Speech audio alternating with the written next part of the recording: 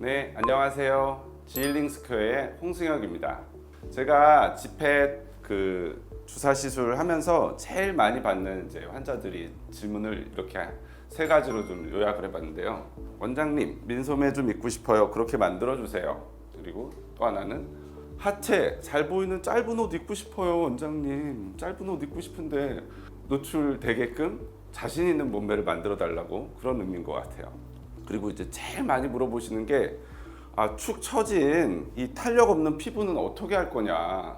원장님 살을 빼도 처진 이 피부는 어떻게 할까요? 도대체 이 세 가지 질문을 오늘 여러분한테 꼭 반드시 해결해 드리도록 하겠습니다.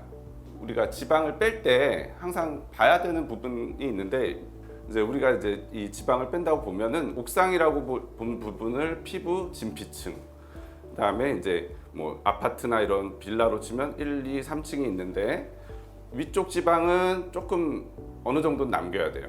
그리고 아래쪽 지방도 어느 정도 남겨야 되고, 가장 많이 빼는 게 이제 중간층 지방을 거의 대부분 다 빼죠. 아래층 지방도 이런 이제 장기나 이런 이제 다른 조직들의 보호를 위해서 살짝은 남겨야 되거든요.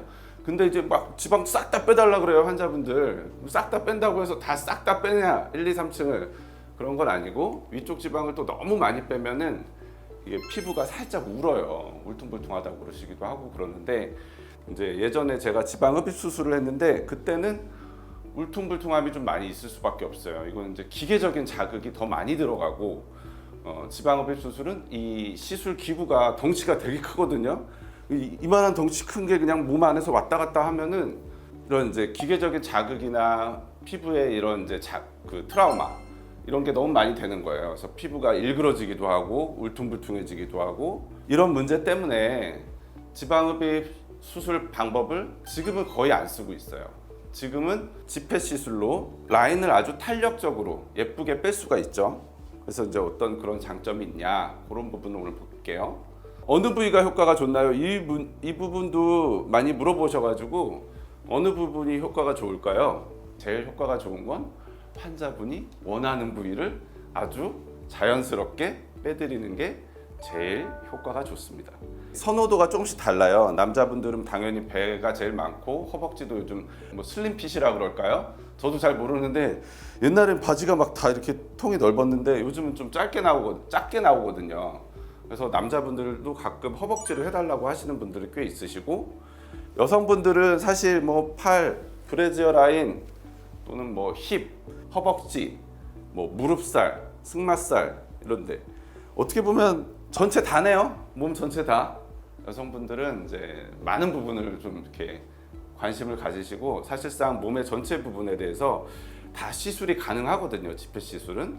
그래서 예민한 부위도 가능하니까 너무 고민만 하지 마시고 이제 상의를 한번 해보시는 것도 좋을 것 같습니다. 지펫 자체 이제 여성과 남성의 부위에 따른 내용인데요. 남자들은 배가 많고 여자분들은 몸 전체가 다 시술이 가능한 부위고, 또 많이 원하시기도 하고. 자, 이전에 요 부분도 한번 질문이 있으셔가지고, 예전에 지방흡입한 부위 재시술 가능한가요? 당연히 가능하죠.